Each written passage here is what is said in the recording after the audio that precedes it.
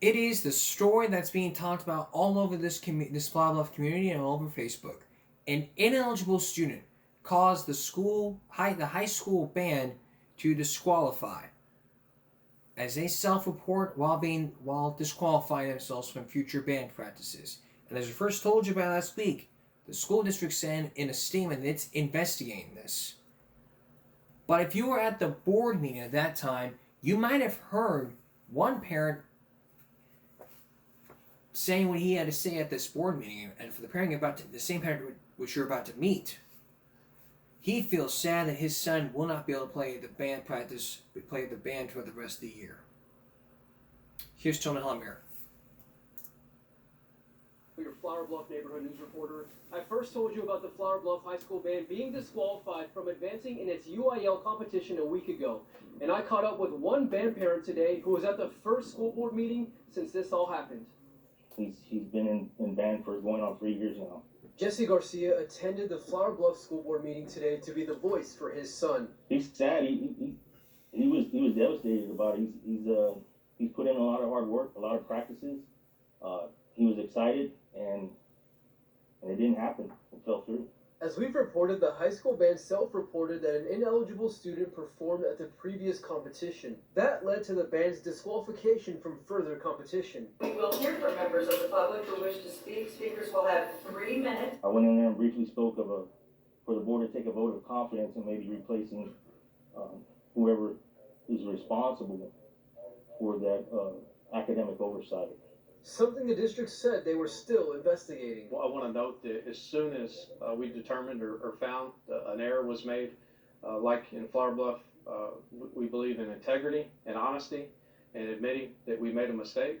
Jesse Garcia also told me he believes this isn't the first time this has happened. Someone mentioned to me specifically that this is the second time in about 4 years. Is that true? We're still investigating. We have not completed that. So I'm still continuing to look into that. The superintendent says the district understands that there was a lot of pain with the band's disqualification, and the district had a message for the band community. They put in so much work, and it breaks our heart that they weren't able to continue to compete.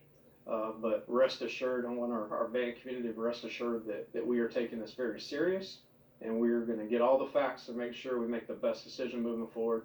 I asked the district if they're considering a personnel change amidst the recent disqualification, and they told me they cannot comment on personnel matters. Be sure to keep you updated. From Flower Bluff, I'm your neighborhood news reporter, Tony Hadamio, Chris 6 News. And after that was shared, a lot of people shared their thoughts about it. It was a talk all over social media. Now, this was not on YouTube, but, if I was at that board meeting and I heard what happened, it would have been to give me back first live from the school board meeting talking about what happened. I would be with Tony Helmer, side by side, we'd talk while he was talking to the parents. I'd be by my side, this, that, and the third. But I'm glad I'm not in band, but if I was in band, that'd be a whole different story. I would probably be one of those ineligible students, but not me. I would never be, because I already graduated.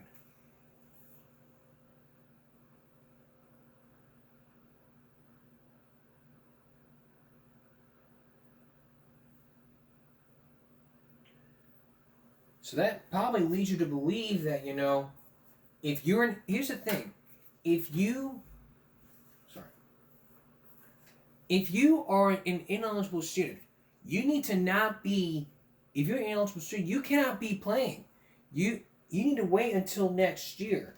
If you wait until next year to sign up, then things can happen for you, You can't just sit there and be all like, I'm gonna step in and go. That's my best trumpet. That's not what you do. You gotta be a member of the band.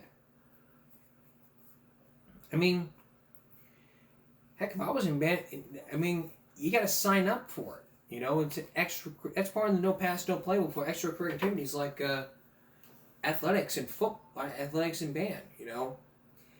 But I'm glad people are taking steps and saying, integrity and honesty. Step up to the plate and say, it's not their fault for wanting to disqualify themselves. They self-reported. That's what they did. You shouldn't be picking on them because They wanted to disqualify. They wanted to self-report. They knew about it. They self-reported. They did the right thing. You should not be picking on them for disqualifying. But hey, there's an old saying. Everybody is entitled to their opinion. I mean, America's about 50-50. Ain't nobody's here to be picking on this, that, and the third. But what people have to understand is this. When you choose the behavior, you choose the consequences. When you're a disqualified member at an event, you choose the consequences of them self-reporting themselves and not being able to play at any competition. And if you are the ineligible student, you know who you are. You need to come forward. Let me tell you something. If you are that ineligible student that performed at that band practice, you know who you are. Turn yourself in. Turn yourself into the district and say, board members, I am the person that I am the disqualified member, and I would like to sincerely apologize not only to the district, but to the band director and for the whole band. It was wrong for me to do so, and I promise you this will never happen again. Make a sincere apology video and say, just come forward. Talk to Tony Holomir. He'll talk to you. Until then, you need to remember when you choose the behavior, you choose the consequences. You choose to steal a car, you choose to go to jail. It can happen to you. Every 30 seconds or so, a car will be stolen. That means by the time this show is over, another car will be stolen. Victoria Corderi with To Catch a Car Thief. Stay with us. Every 30 seconds or so, your car could be stolen. That means by the time this broadcast is over, there'll be another car being stolen. And another. And another. Unless you take the following steps to make sure that your car is being secured. Take your stuff, lock it, and leave it. If you leave your car unlocked, that could be a good possible chance that one of your things might be stolen by a car thief, or your car could be stolen. With high-tech gadgets, tonight you are going to be taking a wild ride with the Fast and the Furious with Dateline as Dateline takes his hidden cameras undercover to a police sting on a wild ride. So, choo-choo, choo-choo, all aboard the car-stealing police sting. Choo-choo. Here comes the choo-choo train. Choo-choo. Hop on board, y'all. We're going on a ride. Take it away, Ernie. It's gonna be a bumper ride. Boom, boom. Here's Victoria Corderi.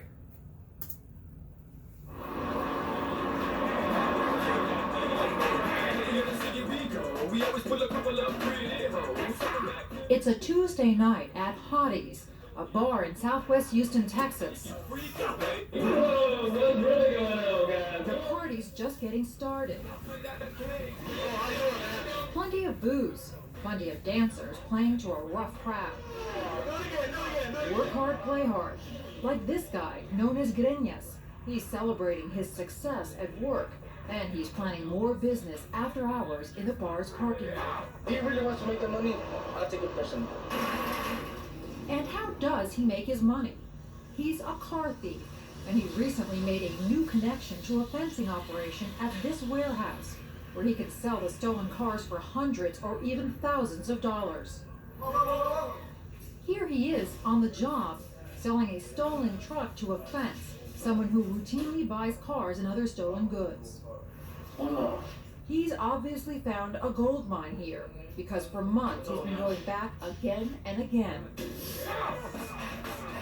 Let's go. And there appears to be lots of money to go around. Greñas' comrades at the club also seem pumped up over the newfound stolen car connection. Here's Big George, also a client of that warehouse fencing operation.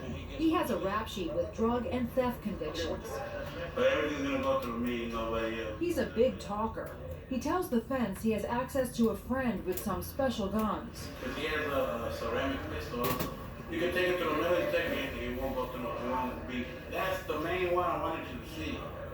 I know if you see that and you like it, I know you're gonna want some. Really?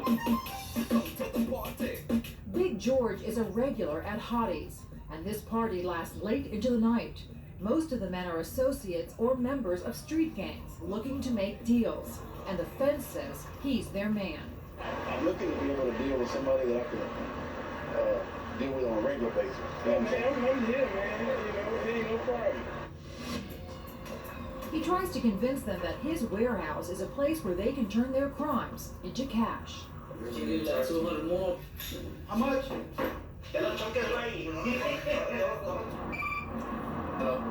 The fence is receiving calls from interested thieves all over town. Okay, so as far as you know, that 7 o'clock deal is still on? The warehouse is a meeting place for all sorts of street hoods with stolen cars to sell. Man, I'm ready to make money. I'm trying to make money. From experienced carjackers to a sweet-talking underage girl. How much we winning for it? I get real. 12. You gave me 800 for the Dodge. And seasoned ex-cons. I got locked up. They caught me with 5 keys and a gun and some money. These thieves are just one reason auto theft is such big business. More than 1 million cars are stolen each year in the United States, one every 26 seconds. It forces insurance rates up and leaves a trail of real victims behind, like this couple. Just woke up and the car was gone. Or this man, who had a gun put to his head when a thief stole his car. Right here. But while these thieves spend the night celebrating and planning on future riches from stealing cars in the days to come, there's something they don't know about this big new fencing operation.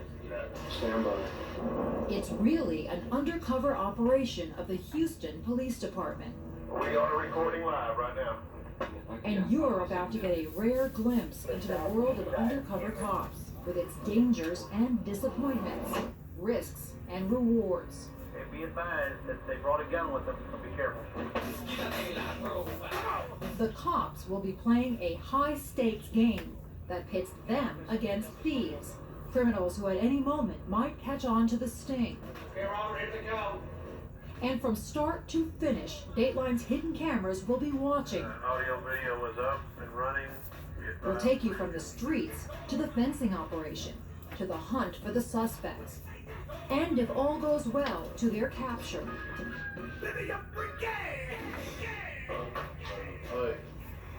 Coming up, we're in. You know, it's kind of cool, you know. You would steal a car, then you would celebrate. Hey, I want you to go steal a car, then we'll have a pizza party. Okay, give me your car. Ow! Okay, boom, boom. I got some cars. Let's go party. Yeah, we'll go party. Well, you eat pizza. Party. Party. But this is really serious.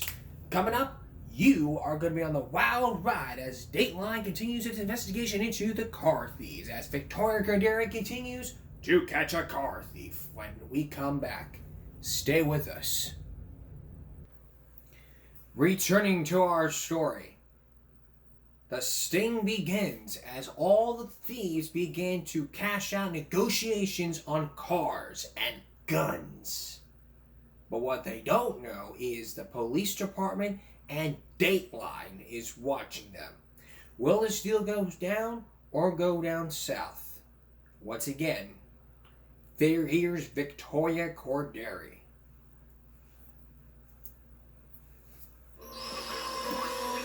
You are inside the world of undercover police. This warehouse is being converted into a major fencing operation. Once we say go, he's in the garage door. The Houston Police Department allowed us to install hidden cameras and watch officers buy stolen cars and other contraband. They can get in these things in just 10, 15 seconds, get this thing rolling. Anybody on this? Lieutenant Victor Rodriguez, who heads the operation, told us the kind of people they'd be dealing with. They have partying to pay for and drug habits to pay for, and they do it by victimizing people like you and me. He hopes to get stolen cars back to the owners and put a dent in Houston's auto theft rate by taking down the thieves. Here's the plan.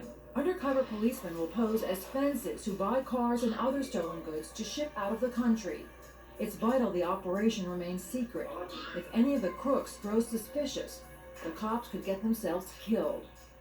There's a lot at stake, not just for the police, but for this man, an informant who's going to help lure criminals to the warehouse. Follow me. We've disguised the undercover cops who are running the operation.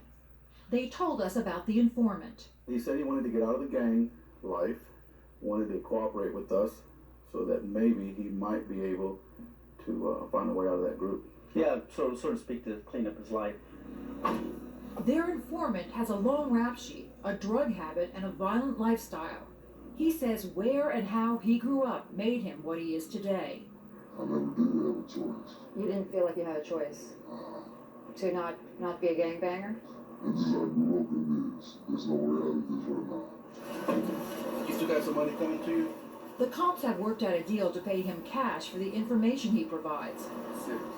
That could be his way out of criminal life, but he also knows he's playing with fire. On this night, he's not very optimistic. You think it could cost you your life? And it is gonna cost me my life. Using him also could be risky for the cops.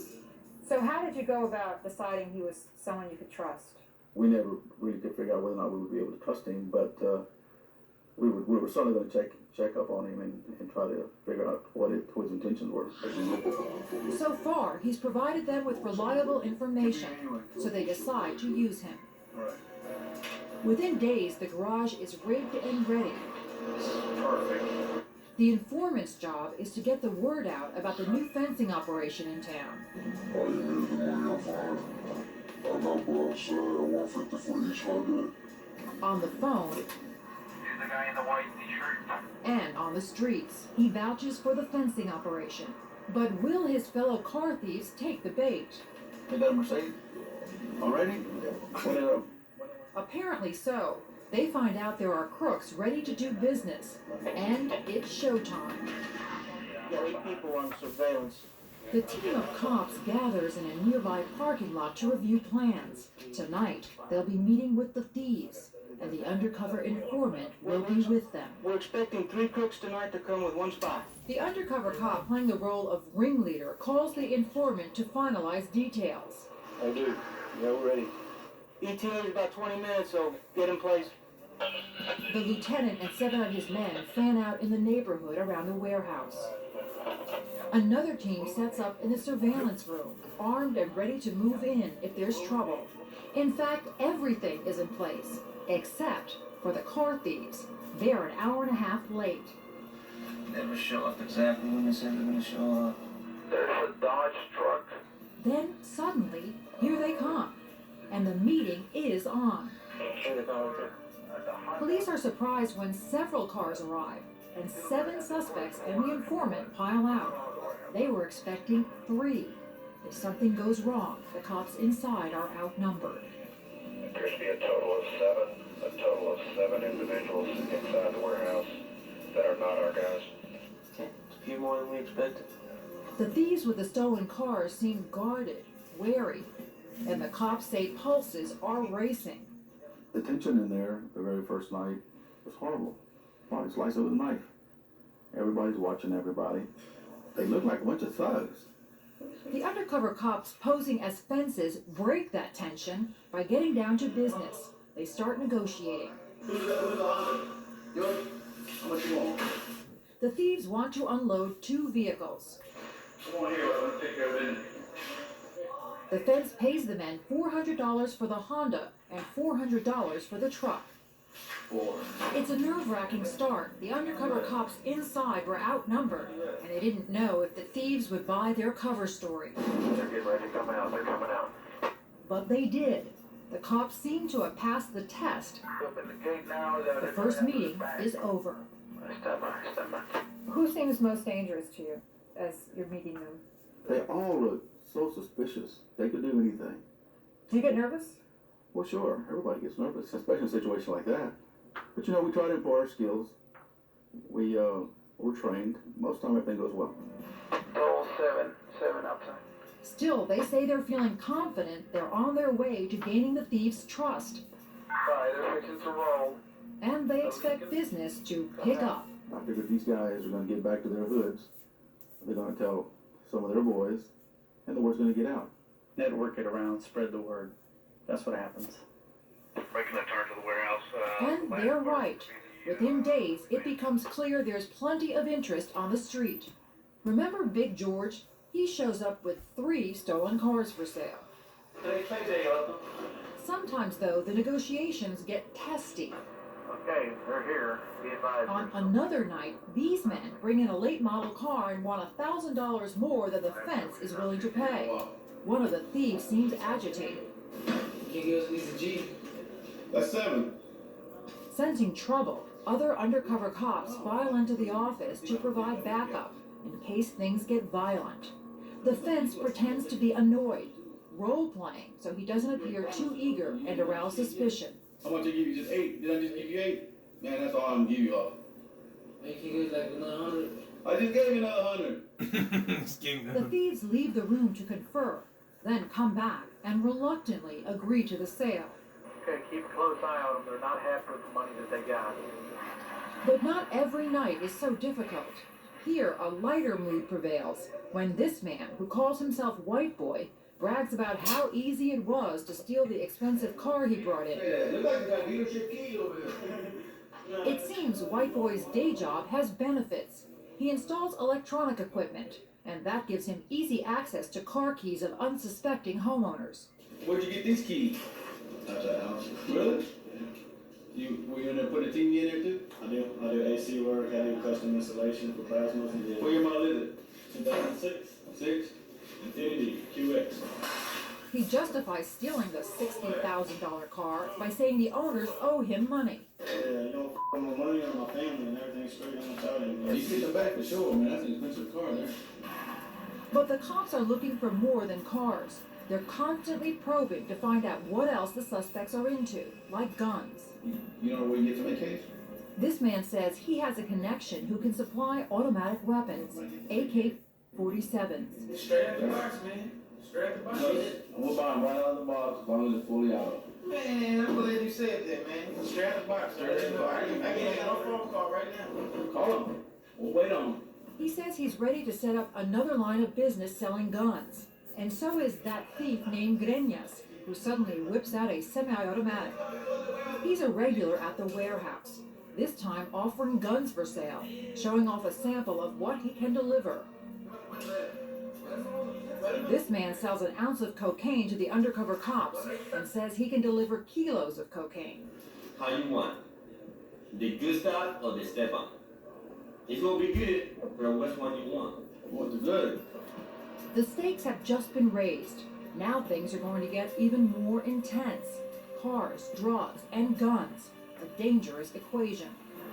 And to get closer, to help build a case, the cops are going to have to leave the security of the warehouse with its monitoring equipment and extensive police backup, going further inside the gang life. And if that's not risky enough, the scenario becomes even more dangerous when the undercover cops learn they themselves could be the target of an ambush.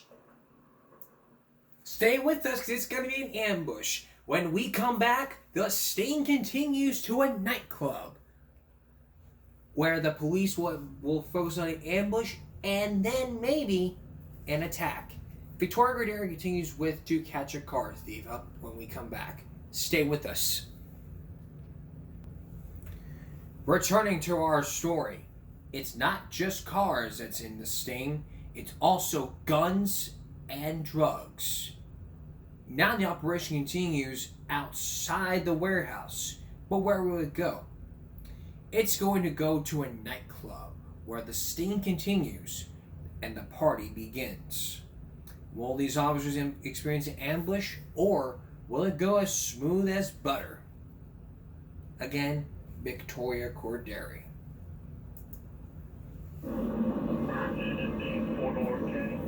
The undercover cops from the Houston Police Department are now immersed in gang life.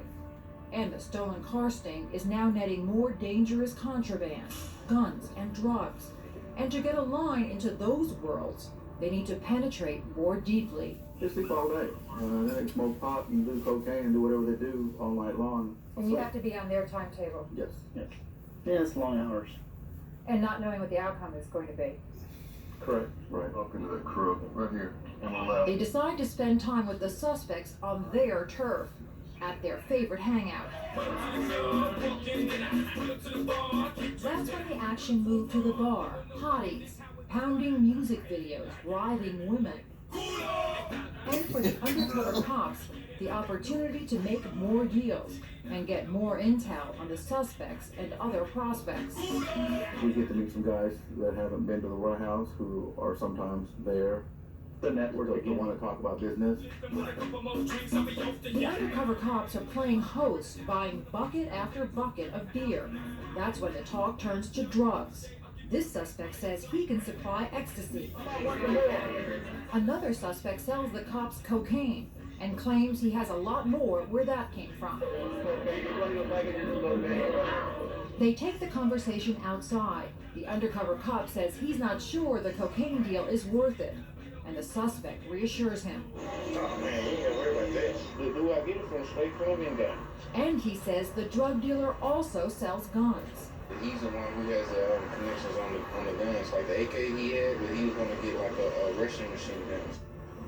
As if stolen cars, guns, and drug deals weren't enough, the undercover cops soon find out they may have something else to handle.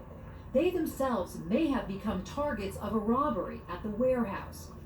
It's not that the undercover cops have been discovered. It's because one of the suspects thinks the fencing operation has a lot of cash and is worth hitting. They were all going to pull pistols and rob us all because they wanted the impression that we had a lot of money. They're coming your direction, Chief. At the next warehouse meeting, the cops are concerned this may be the day they get robbed. When the thieves arrive, the suspects back their cars into the garage, something they've never done before. It's as though they're planning a quick getaway. Yeah, it's interesting how he backed that thing in there like he can get out of it quick.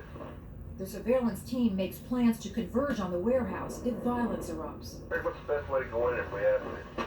Go to the front door and to the side. But luckily, the showdown never comes. The suspects simply make the deal and leave.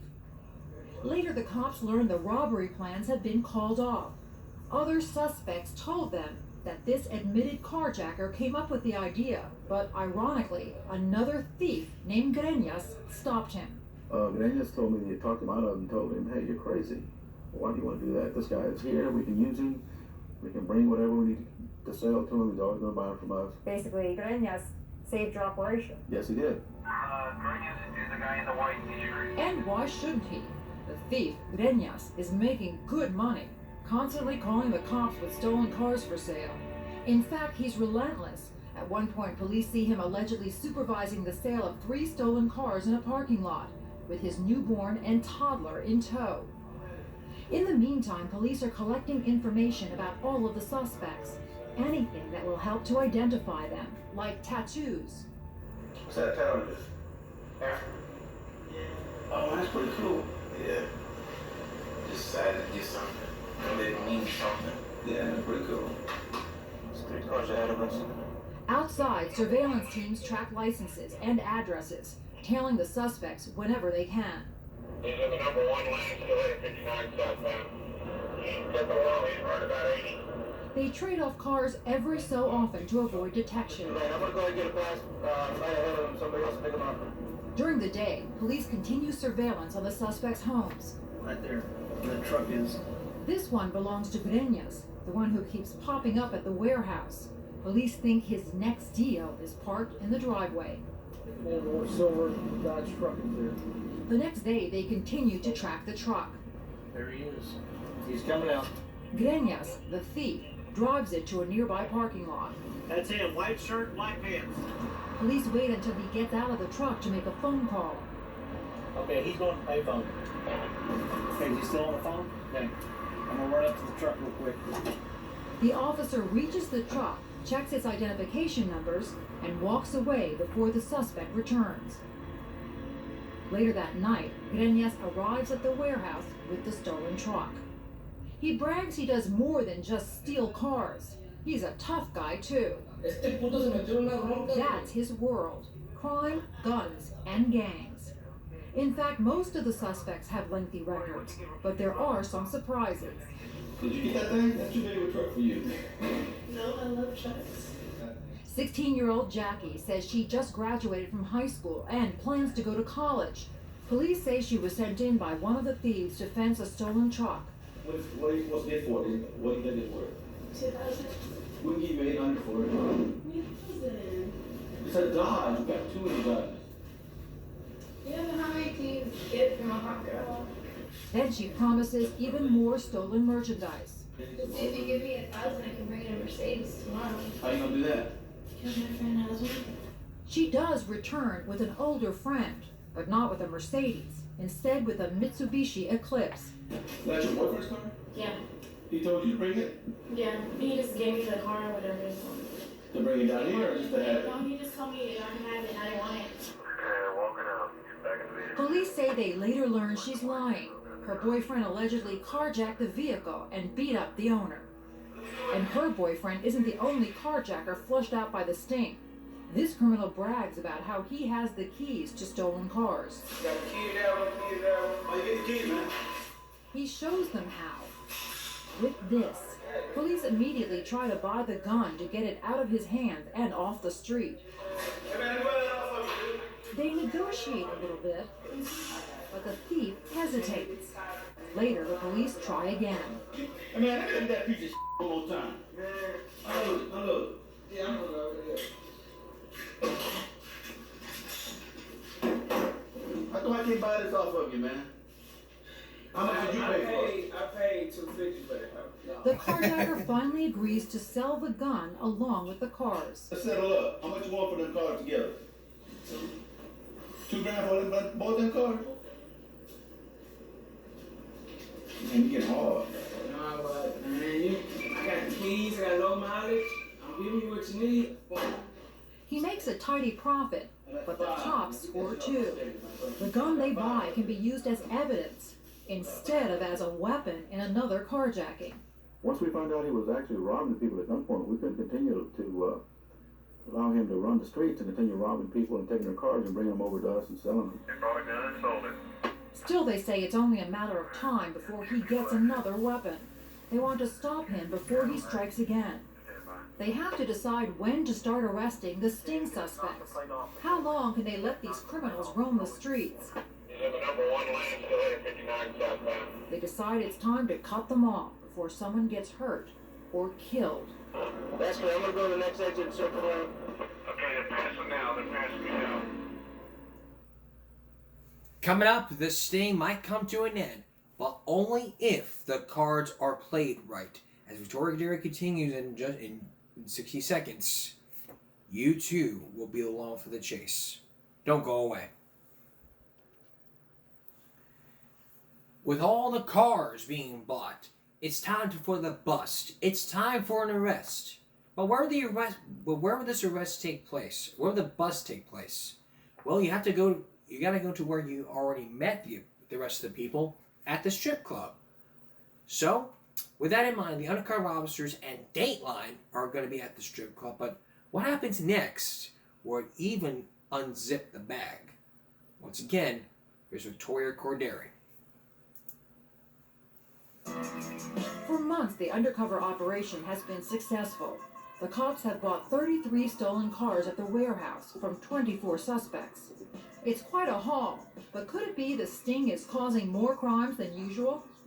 The police say no. Lieutenant Victor Rodriguez. We're catching criminals and not creating criminals. We're dealing with people that are have criminal histories of stealing cars, robbing people, the whole gamut. That this is what they're doing anyway? Exactly. During the sting, one of the thieves swiped this man's car. I came back outside and the car was gone. Carjacked this man's Mustang. I was more or less just take my car and go. And shot this man when he fought back. They wanted your wallet, your ring. 3. Violent carjackers like this guy with the gun cannot remain on the street, police say.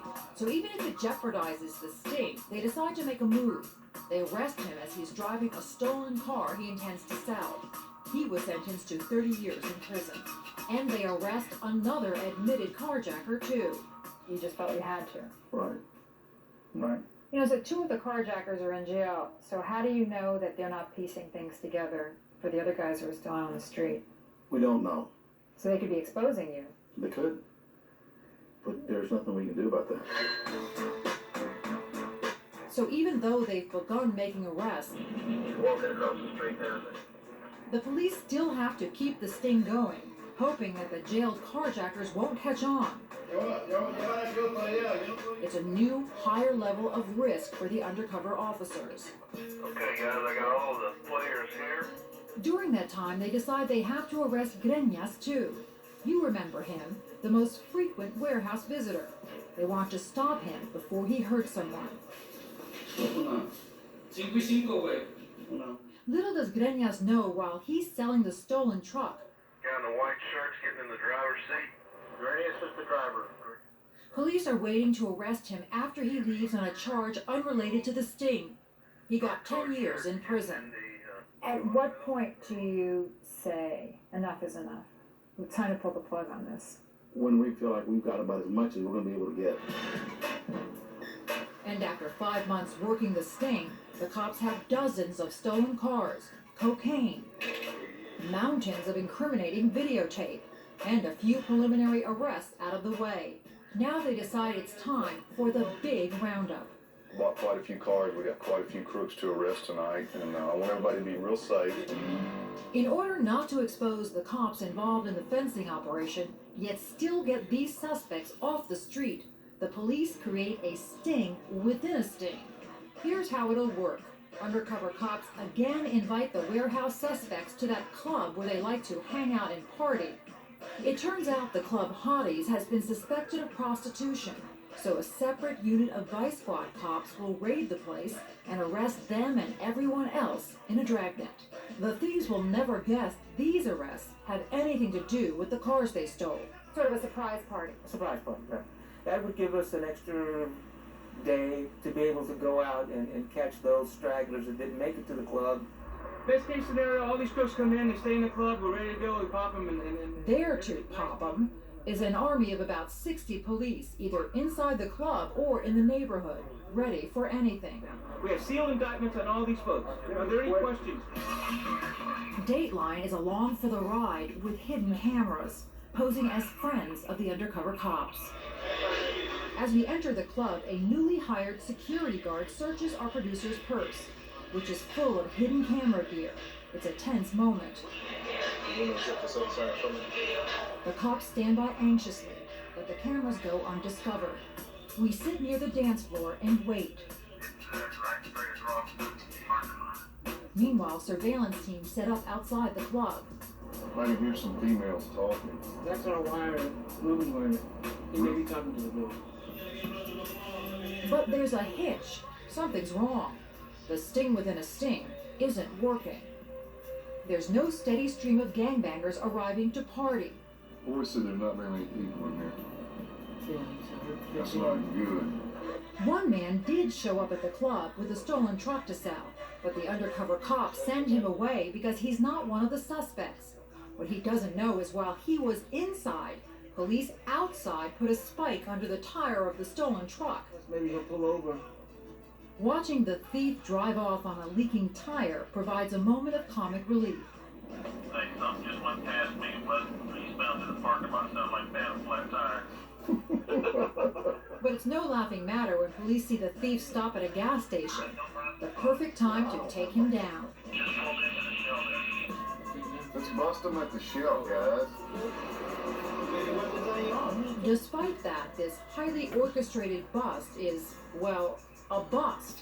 The cops waited 3 hours for the suspects. What was going through your mind during those hours that the door would open and no one was coming? Well, I couldn't figure out what had gone wrong.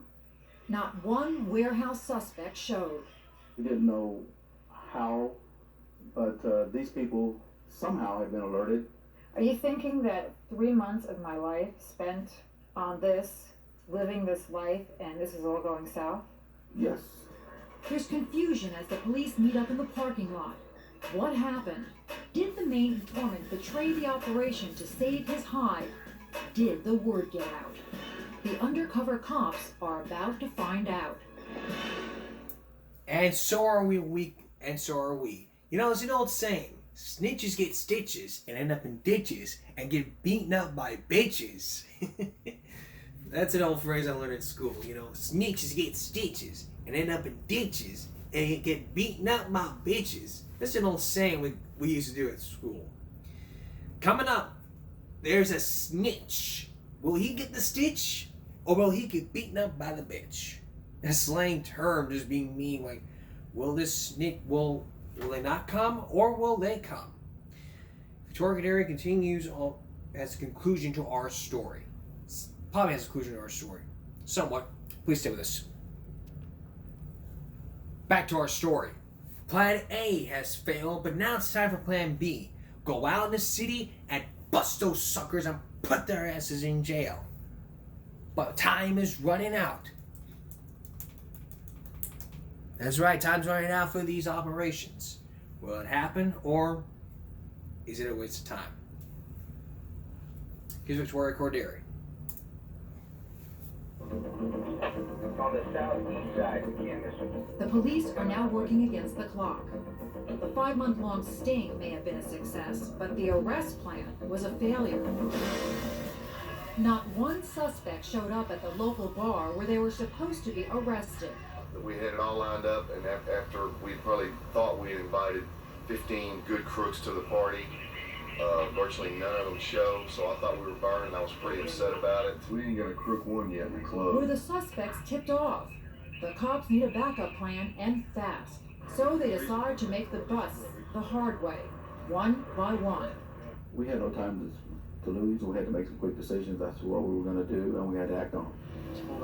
The next morning, the police decide to fan out across the area. Okay, we're coming that way. Track the suspects down and start making arrests. Right away, they get lucky. A suspect calls the undercover cop to sell him a stolen car. The cop offers to give him a ride, right into a trap.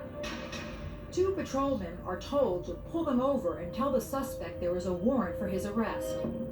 He's purposefully vague, so the thief doesn't know it has anything to do with the warehouse deal. Secure your radio. We got a bunch of other suspects we want to knock down, and we don't want him knowing about it. The patrolman knows the undercover cop is still in character, so he frisks him and the real thief. It works, and the arrest goes smoothly. Y'all did a great job. We've got a roll. We got some more guys to look for. They are looking for more than 20 suspects. Some of them are lounging at home when the police arrive. Back up for a minute. See if he's gonna run. They stake him out while waiting for backup. Why don't you? Here, I'll talk to you. Then they take him in. It's his 14th arrest. Thanks, guys. As the day wears on, the police are pleased with the tally. One by one, the thieves are picked up. They are told for a variety of crimes. None of them yet know it's because they sold stolen cars at the warehouse.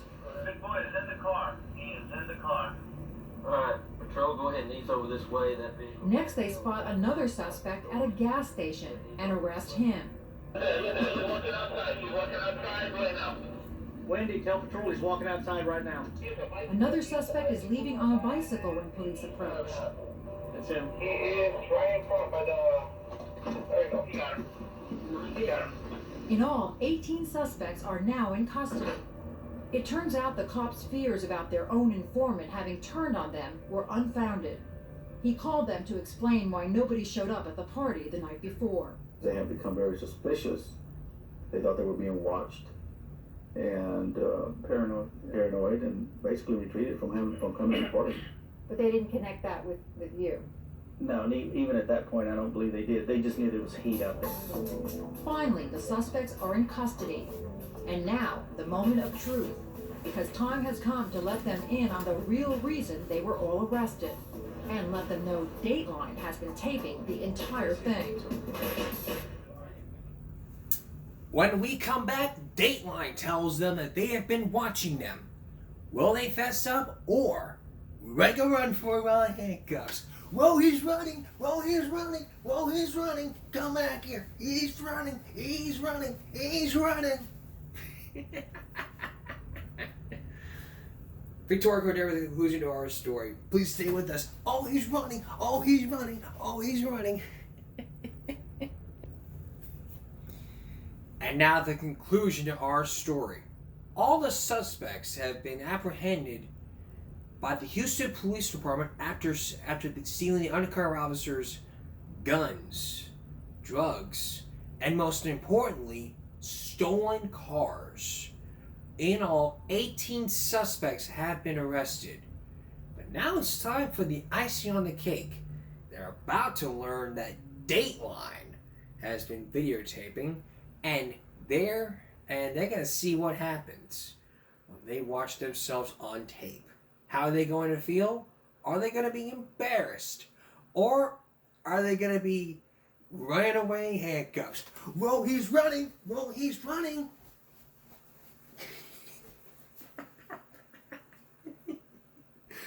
Suspect number one, cuffs, get back up over. Once again, here's Victoria there with the conclusion to our story.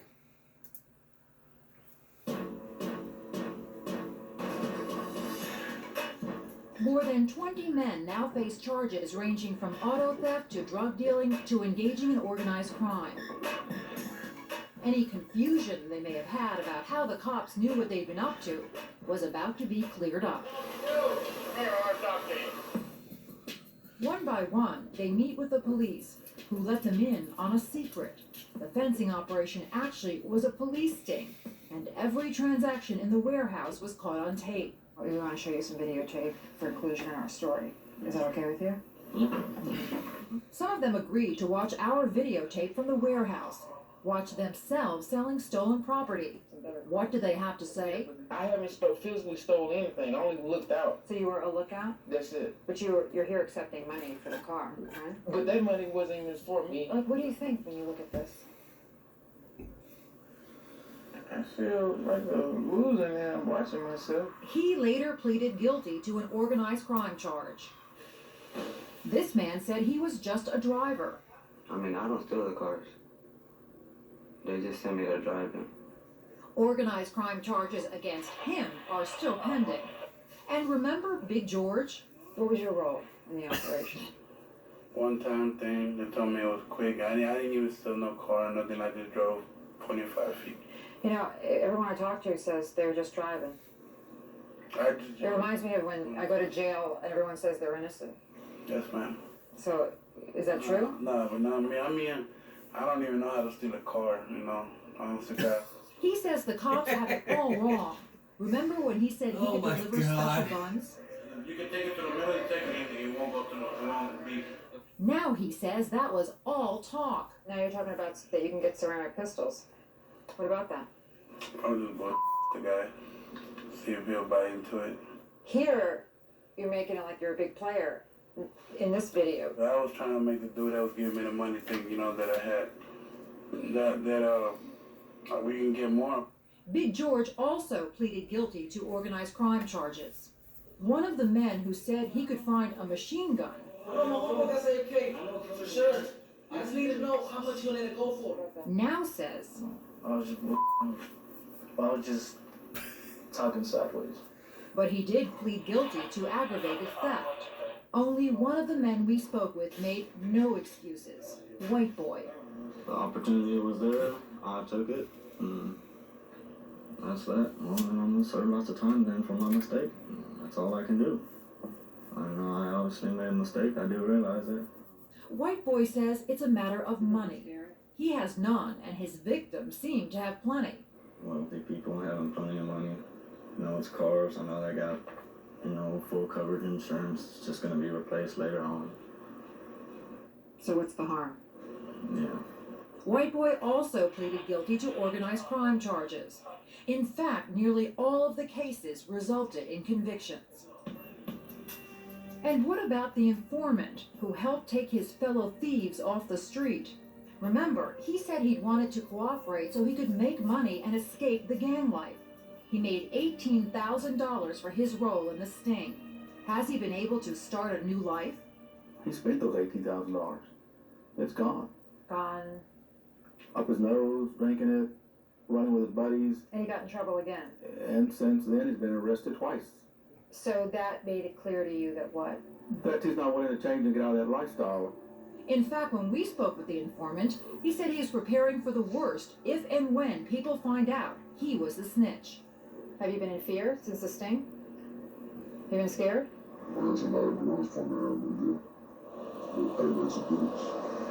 Payback's a bitch? Because you think you're in for payback. I'm not in for payback, I'm just ready for it. Police say the informant is now in jail on drug charges. And the undercover cops, they're already working new cases.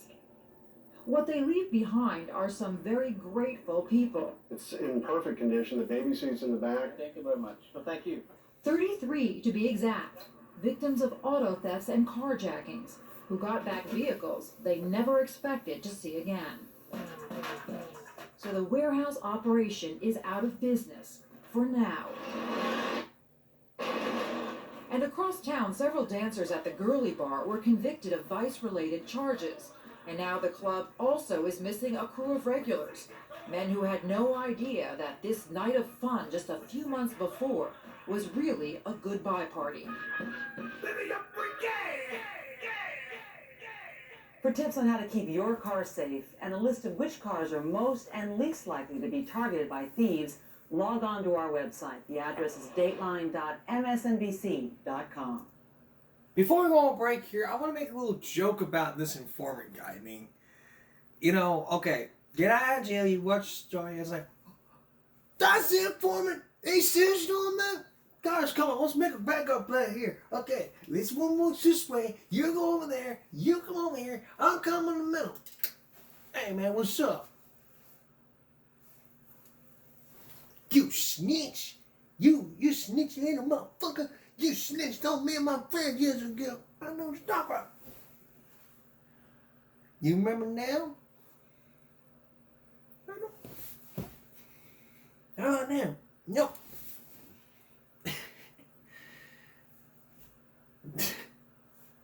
and the one person who was like, I don't want to steal the car. Oh, please. Don't tell me you never played Grand Theft. Don't ever tell me you don't know how to play Grand Theft Auto. Give me your car. Here.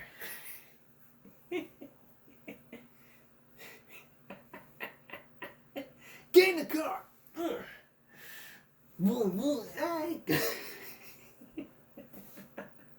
I get, you know, carjacking is no joke. People have lost their cars, a lot of money, and when I'm making a joke, I'm not making a joke about carjacking or auto theft. I'm basically making a joke about the thieves who are too stupid enough to steal the cars. They know how to play Grand Theft Auto. But only these guys have the courtesy to not get caught. Freaking amateurs. Like, I don't know how. It's like there's any camera. It's like, hey, get in the front. Look out in case somebody tries to steal a car. I go, try to pick the lock.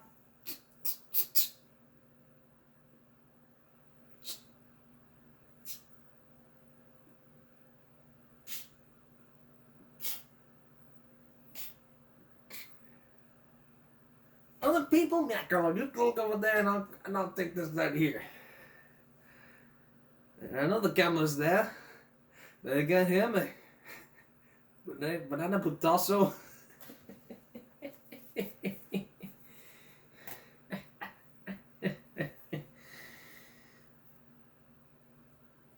He might beat somebody up. Pick.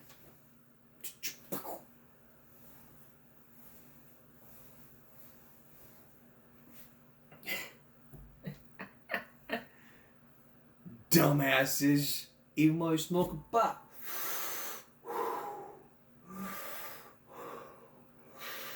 Even when I teach someone smoking pot.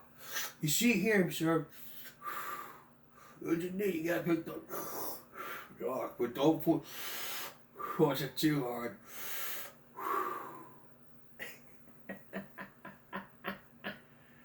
Okay.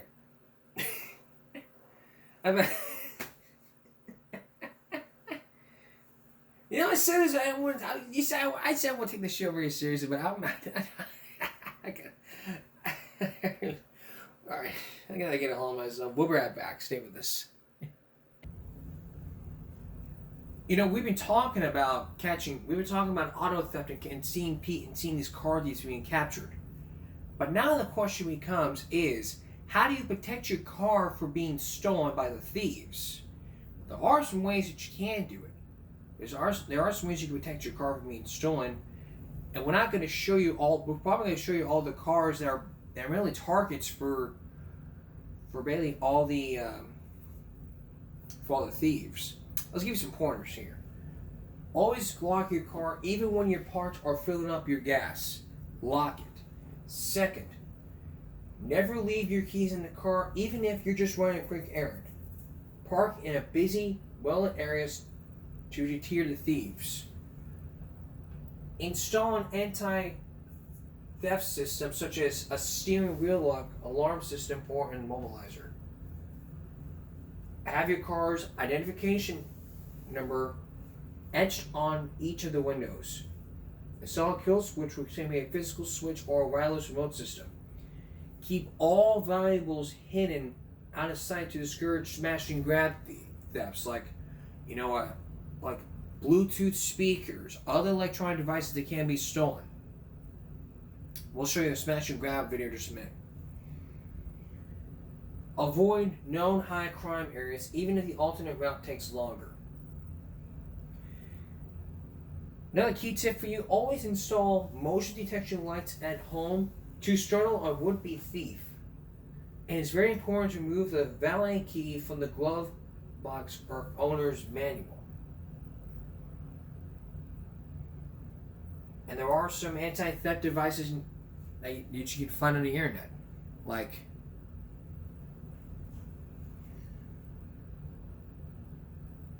a wheel lock. You can get these for like $20. You can actually go to Walmart and actually find the steering lock for your car. Actually, I might as well get this from her. Actually, I might think about getting this from my mom.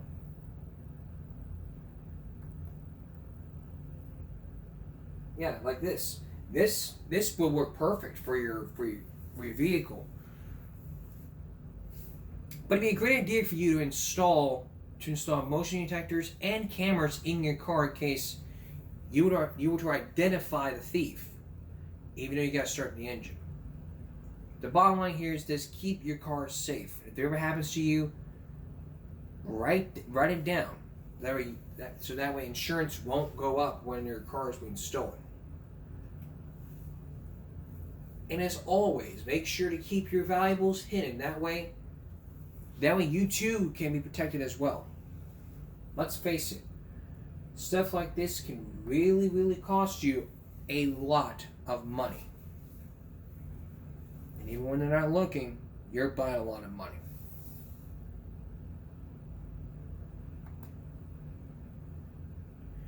Alright, let's look at some cars that are targets for thieves.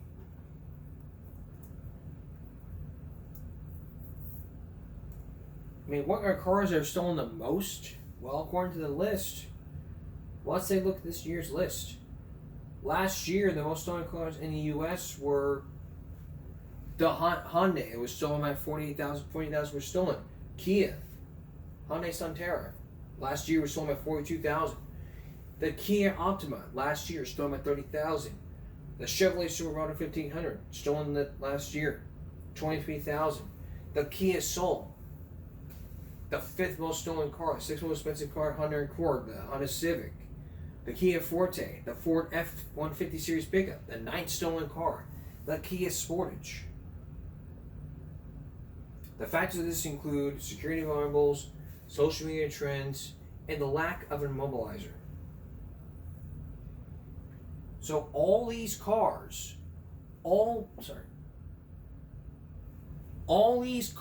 that we just talked about, they are targets. They are targets for thieves.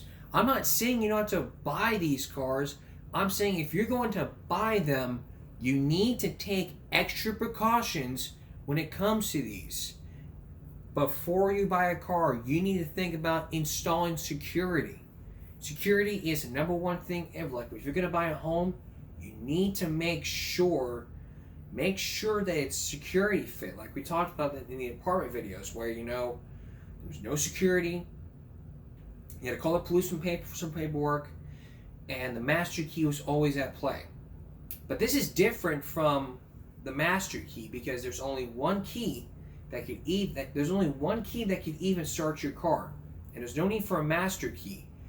Back then, you had to turn the key, but now they have these push buttons, where if you start a car, you push a button, it starts the car, and if you turn off the car, you have to press the button again.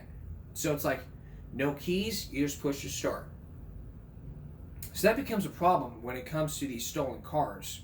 And if you're not careful, your car can get stolen, and you have to waste a lot of money. And insurance rates can go way up the roof, much higher than juvenile delinquency. The only difference is it's jail, not insurance. Because insurance goes up while crime goes up. You might not get the difference, but if you do some research along the way, then you'll know.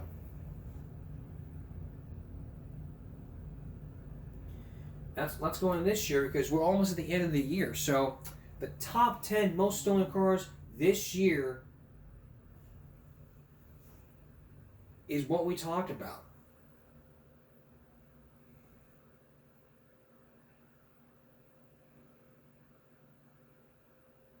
And by state, by volume.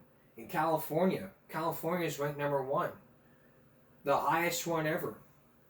Over 200,000 vehicles stolen. Here in Texas, over 115 cars are being stolen. Florida comes in number 1 at 46. Lowest ever probably in Illinois for 41,000 vehicles stolen. The lowest one ever has got to be Missouri, with 27,000 vehicles being stolen. I mean, the lowest one ever is in Missouri. Now let's look at the theft rate here. Texas has got to be the lowest in theft rate, 383.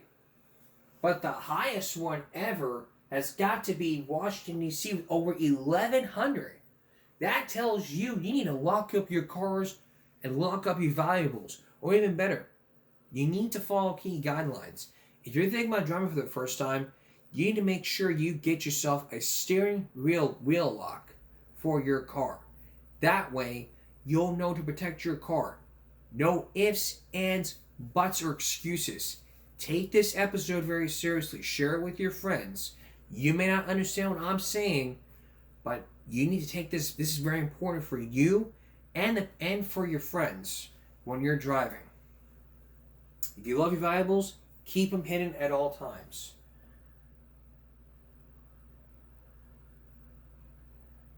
You need to practice protecting your car, be mindful of your keys, install safety devices, park your car in secure areas, and protect your vehicle's wheels for theft. You intend not to lose your vehicle for a period of time, so you need to keep the lug nut locks or wheel cuts to protect your tires. That way it won't get stolen. I mean, alarm systems are put in place, and if you don't have those alarm systems, go out and buy one. It could be really helpful and really useful. And you know, how common is it? There were over 1 million stolen vehicles. That's about over 2,700 vehicles stolen per day. 1% increase from 2 years ago, which had over 1 million thefts.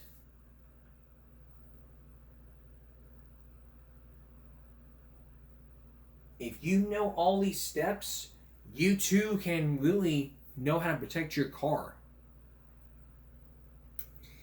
And even then, you'll know, just in fact, how your car can be protected from even a smash and grab. Now, years ago, we told you about smash and grab.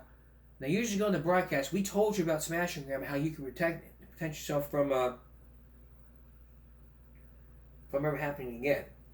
Now, in a Give Me a Break second look, we're going to show you some hidden camera footage from Inside Edition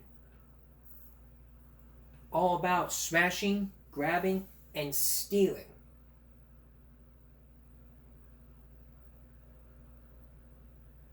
Let's show you a couple videos. San Francisco, once known as the city by the bay, it's now infamous as the smash and grab capital of America. There you go, you just broke in. Brazen bandits keep bashing in car windows, stealing anything left inside. Watch, this guy gets thrown off the thieves' getaway car when he tries to stop them.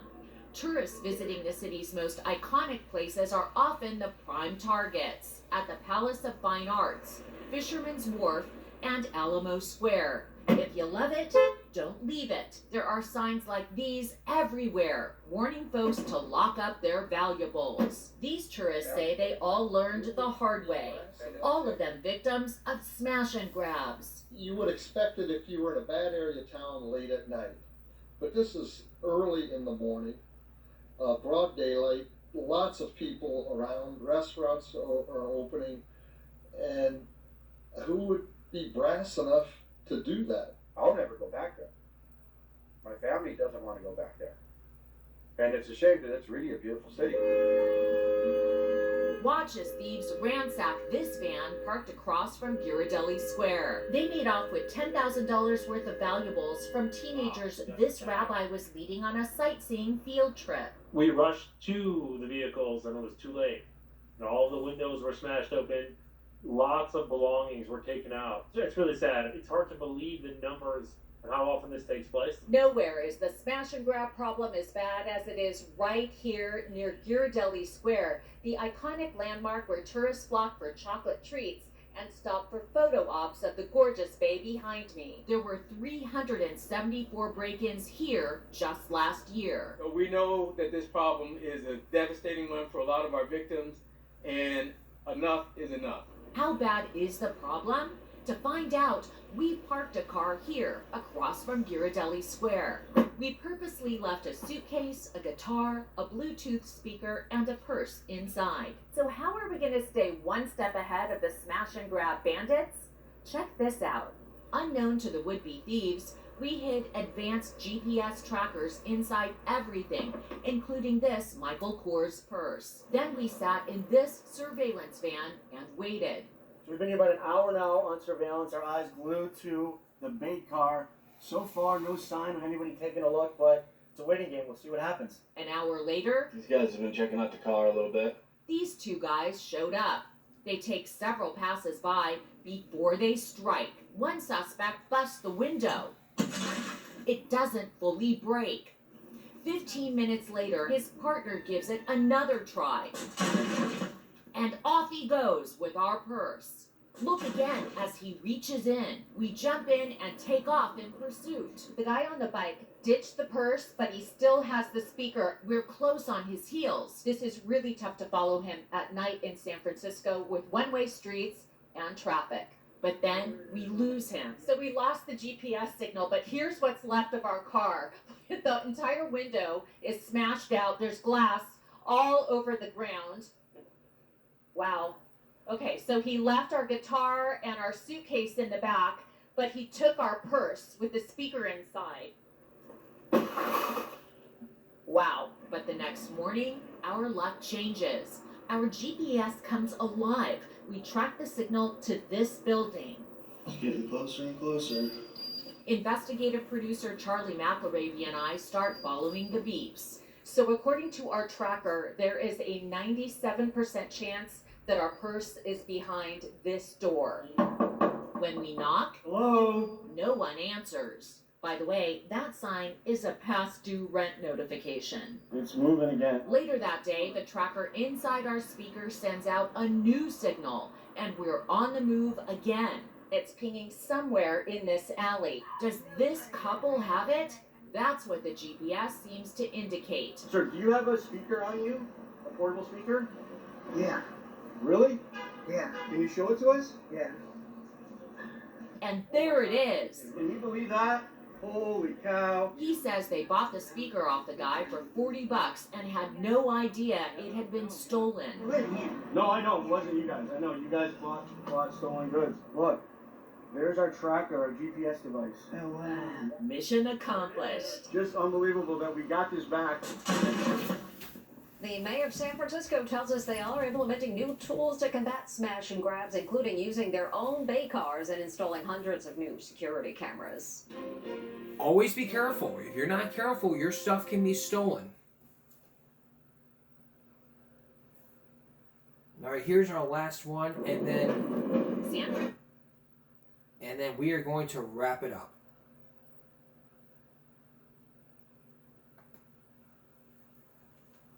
It's a problem all over the country. Thieves smashing vehicle windows to steal what's inside. But is there a way to keep from becoming a victim? Lisa Guerrero reports. They're called smash and grabs. Burglars busting out car windows, grabbing anything left inside. We wanted to see just how bad this nationwide problem is. So we're using this $250 speaker as bait. And what the thieves don't know is that we're going to be hiding this GPS device inside of it. Our other piece of bait is this Michael Kors purse. We're going to put our tracking device deep inside.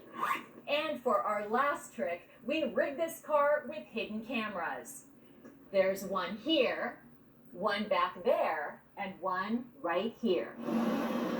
Then I drove up and parked our bait car at the renowned Alamo Square Park in San Francisco, where tourists flock to take pictures of the famous Painted Ladies Victorian homes. It's a notorious hotspot for thieves. All right, these two are checking out the car. Watch as these Bonnie and Clyde wannabes stroll up and peer inside our car. They wait here for the sidewalk to clear. Then the thief throws up his hood and he tries to bust out the front window with the bus puncher, but it doesn't break. So he goes for the back window and There he goes, he just broke in. first he grabs the purse and tosses it to his female accomplice. He's got the purse. Take another look from this nearby surveillance camera, but he's not done yet. He reaches back in and struggles to pull out our big speaker. I can't believe this is happening right now. And just like that, he walks off with it in broad daylight. Wow, look at this. There's glass everywhere. Time to activate our GPS unit. We're in hot pursuit on the streets of San Francisco, following our stolen items through an app on our phone. Our GPS shows they hopped on this local bus. We took off after them when they got off at a bus stop. The chase is on. We went down there. We finally catch up to them at this subway entrance. I'm Lisa Guerrero with Inside Edition. You got my speaker right there. You just broke into our car. What? We've got it on camera. You're going to want to give that back. We follow him as he retreats into the subway. 5 million people are going to see you steal that. So you can choose to give it back or not. He refuses to give it back. Stop. I'm just going to call my mother. You should call your mother. That is an awesome idea. Can I talk to your mom? He leaves it on the ground and walks off. We got our speaker back. Now we have to find the girl. You may have noticed she fled the opposite way when we first caught up to them. Back up on the gritty streets, we hone in on the GPS signal. The purse is in this area. Here it is. Purse is in the trash can. And the GPS system is still in it. This gentleman, who lives in the area and didn't want to be identified, showed us how his nearby security cameras captured our theft. It all lasted maybe 20 seconds. And you see this every day. Every day. Amazing. While we were in his home, his cameras caught another break-in. Hey, wait a second. That car looks familiar. It's our crew car. Unbelievably, when we were inside conducting the interview, thieves came out here and they broke into our crew truck. Check this out. They broke this window and the back window, and they stole thousands of dollars worth of our equipment, so we actually got hit twice in one day. Last year, the city of San Francisco experienced 31,000 smash and grab thefts. Less than 2% of them were solved. Insurance experts say it's impossible to 100% prevent smash and grabs, but they recommend taking your valuables with you or hiding them in the trunk. At all times. Hide them in the trunk or take it with you. Those are the two key words. If you don't do those things, then your valuables will be stolen and you'll be wasting a lot of money. That's basically the whole key. I really hope this episode really helps you out with not just learning how to protect your car, but really loving your valuables and taking them with you at all times. If common sense teaches us one thing, it's just not to steal cars, always protect your cars, and invest in security.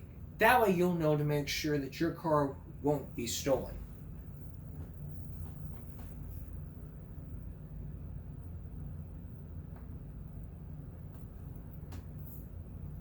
Now let's take a look at it.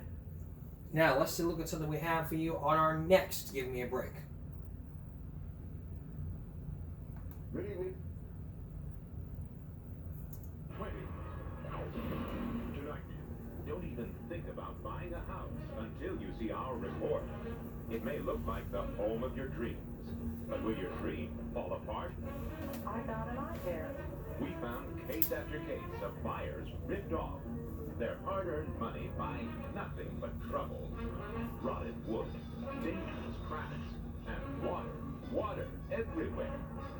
Watch out for building inspectors who look the other way, and real estate companies who don't tell you everything. You knew about the material defects on this property and you didn't tell them. Arnold Diaz with an expose you can't afford to miss. Home buyer, beware. Home buyer beware. So if you are a real estate agent, like my friends are, you'll definitely want to see that story on Monday. That's all for this edition of Give Me a Break Saturday night, going into Sunday. We'll see you again for Give Me a Break Monday. Home buyer beware. For all of us here at YouTube, man, give me a break. Stop bullying, speak up. Concentration, not strength. No jaywalking. I urge you this. No jaywalking. And have a good night.